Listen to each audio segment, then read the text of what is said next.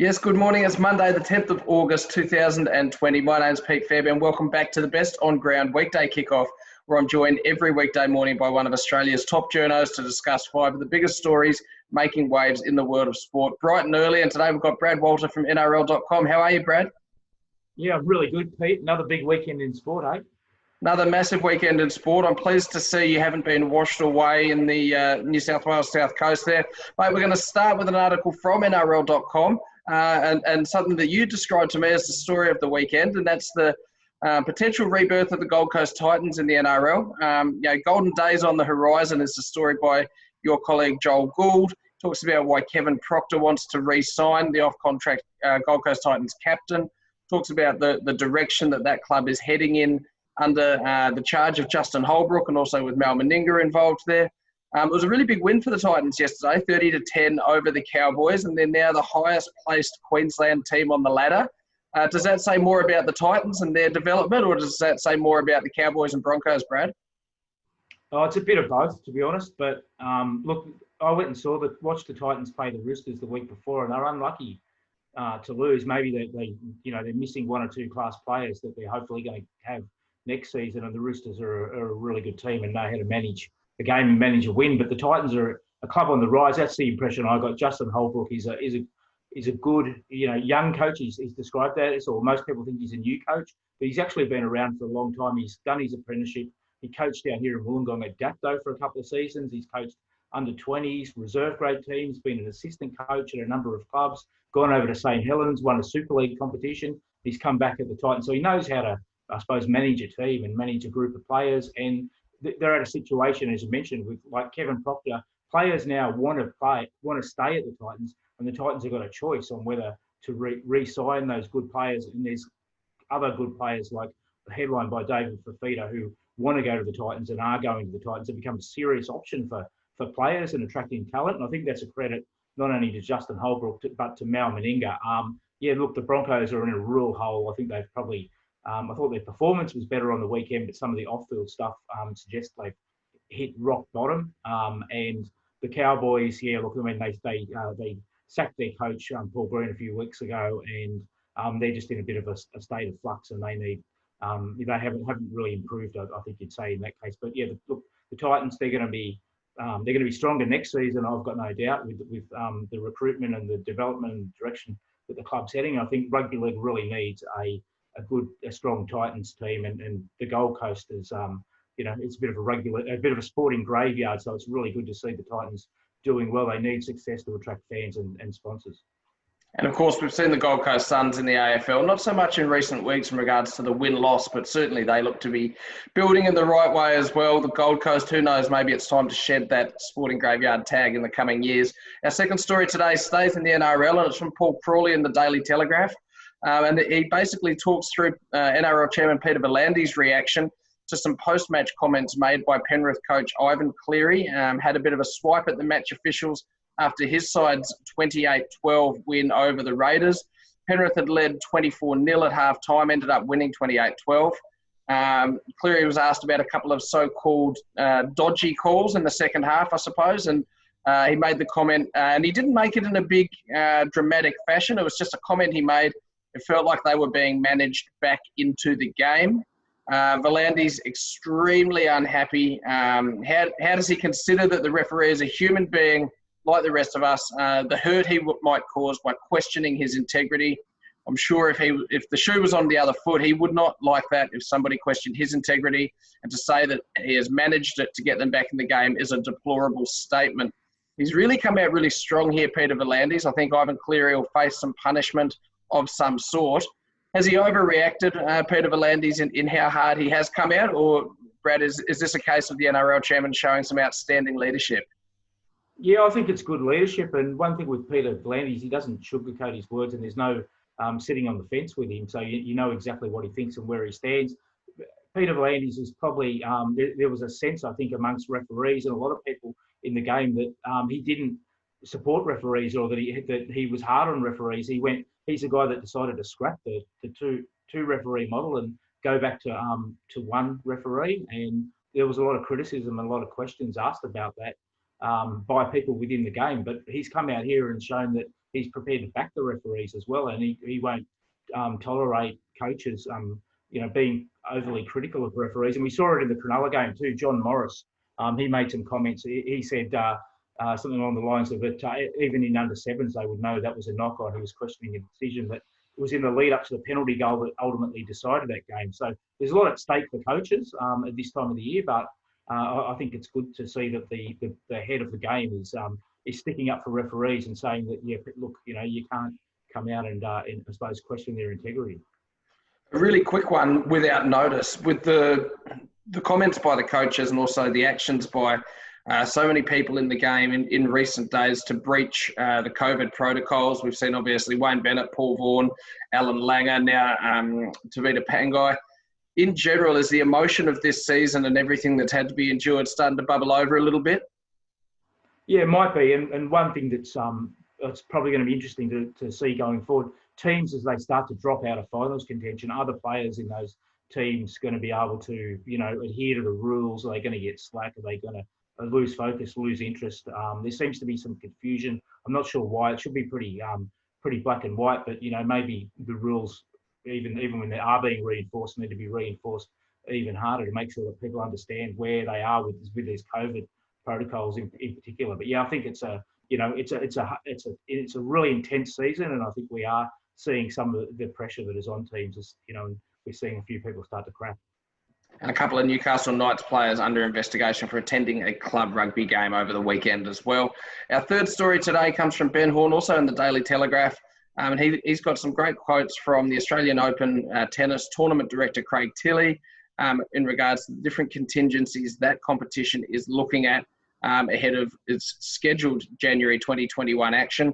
We know that the US Open is going ahead shortly, the first Grand Slam since COVID hit, really, with Wimbledon having been cancelled. The US Open will go ahead with a lot of star players choosing not to go, and there'll be no crowds at that one.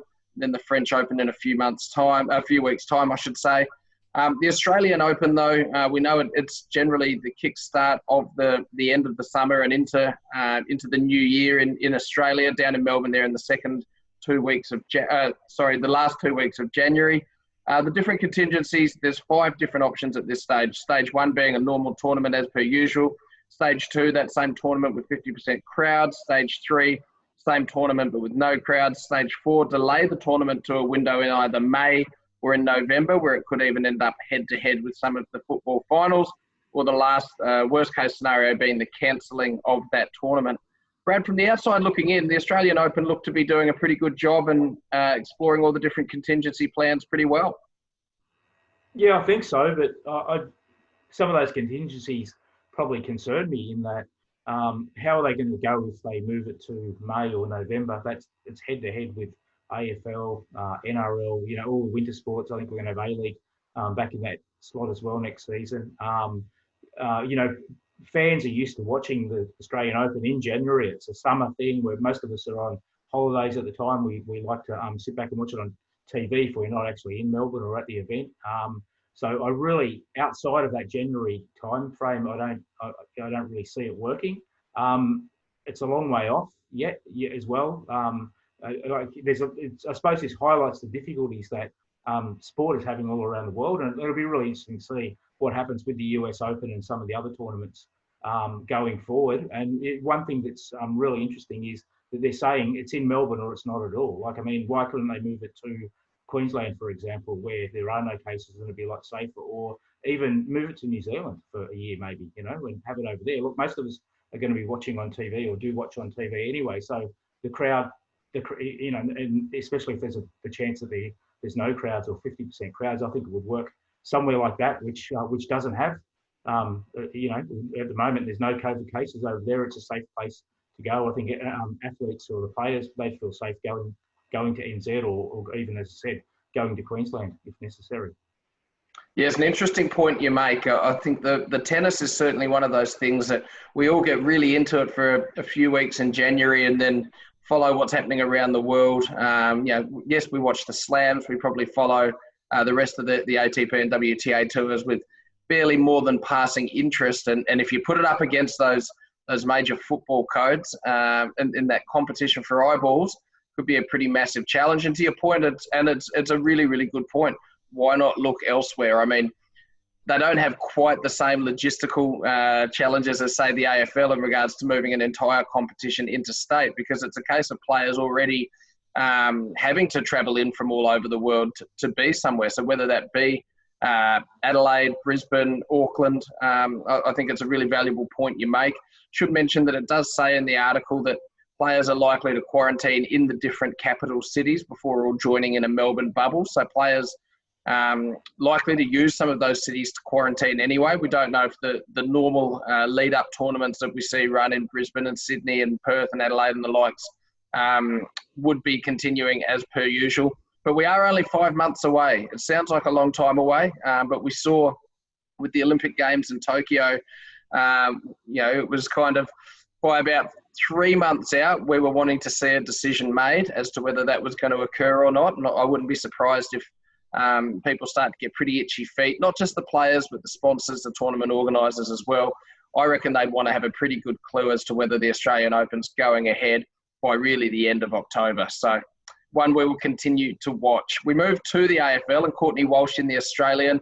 And he's got a good summary of the fact that the compressed fixtures that we've seen, the kind of round 9 through round 12, with teams on 4 or 5 day breaks and AFL football every night of the week, has actually seen the contenders pull away from the pretenders. We've got quite a clear top 5 or 6 teams in the competition with your Port Adelaide, Richmond, Brisbane, St Kilda up in that mix, West Coast Eagles, and then a case of whether Geelong could be considered to be one of those as well. Geelong, they've got a huge couple of games coming up. They play St Kilda tonight, then they play Port Adelaide on Friday. They would need to win at least one, if not both of those, to really stay in that Premiership mix. Do you think, in what's been such an unusual season for the AFL, Brad, do you think we're finally starting to see separate the wheat from the chaff a little bit? Yeah, I think this was always going to be the period that was going to sort out the contenders from the pretenders. Just playing games in a condensed period, it tests teams' depth and obviously their form as well. So, if this is a key period when you're playing more games over a shorter period of time, if you've got a deeper squad, your players in better form, maybe you get an easier draw. You're going to be able to pull away if you can get some wins in that period of time. So I think it's been really important. And as you said, like Geelong, they've got a couple of matches tonight, and also I think on Friday night they'll play 2. And if they can win both those matches, they'll push quite high up the ladder. I think into 3rd or 4th spot. So and that's. But if they lose those matches as well, they're gonna slide. So really important when you're playing, 2 games in 5 days or so, that you're able to to get a couple of results there. It makes a massive difference. I know, looking at my Melbourne Demons, obviously having a great win last night, and they've got 6 days until they take on Collingwood next Saturday, whereas the Pies, they'll play on Tuesday this week and then back up on Saturday. I don't think you can underestimate the difference of 1/3 less time between matches could have on their players at this stage of the competition. Our final story today comes from Georgina Robinson in the Sydney Morning Herald. She's looked at Super Rugby AU, a couple of great matches over the course of the weekend and a couple of upsets. The Melbourne Rebels getting the job done against the Brumbies in the wet on Friday night at Leichhardt Oval.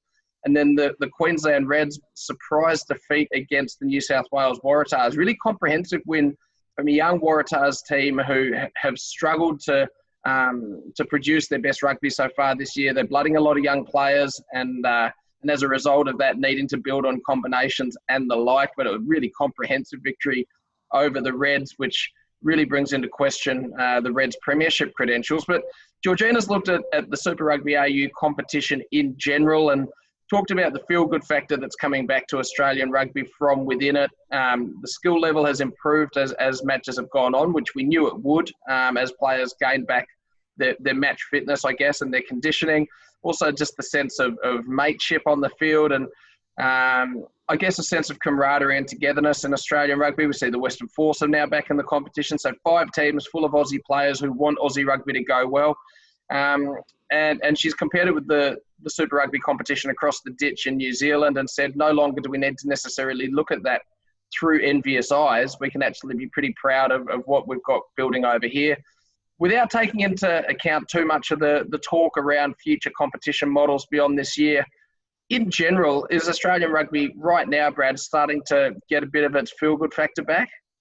Yeah, I actually think that what's happened could actually be the best thing for Australian rugby, because what we're seeing now, and Georgina made the point that New Zealand rugby, their comp started 3 weeks before ours. So when we started, we were comparing our games, the quality of our games, to their games, and they'd had 3 weeks head start on us. Our players are now, as I said, getting fitter. The skill level, the combinations are all starting to gel a bit better. But what we're really seeing is the tribalism and the passion of the players.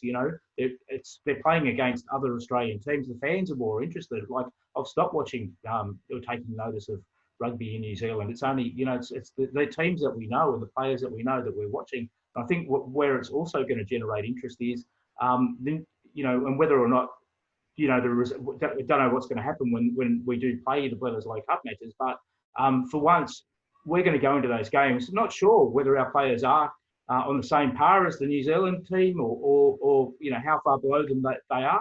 But that's what's going to make it interesting. We're going to watch that game saying, okay, so where's our comp at? Where are our players at? We've been isolated from them. We're not playing, the Chiefs or the Crusaders and getting smashed. Our team's getting smashed each week. Where we don't know. It's a big unknown, and maybe our style and the way that Australian rugby is played could be different to New Zealand rugby, and that where they've been becoming, I think, probably too much the same. We've been trying to be like New Zealand rugby. So I think this is really good, and I think it's a really good point that Georgina's made in that article. I thought it was really interesting.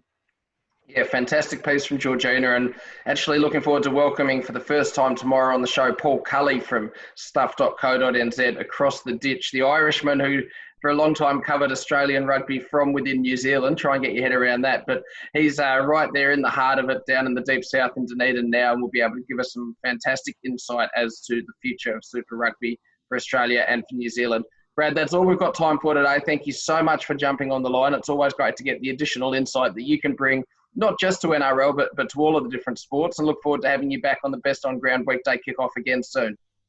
No, thanks for having me, Pete. Good on you. You've been watching the Best On Ground Weekday Kickoff. We'll see you again tomorrow morning.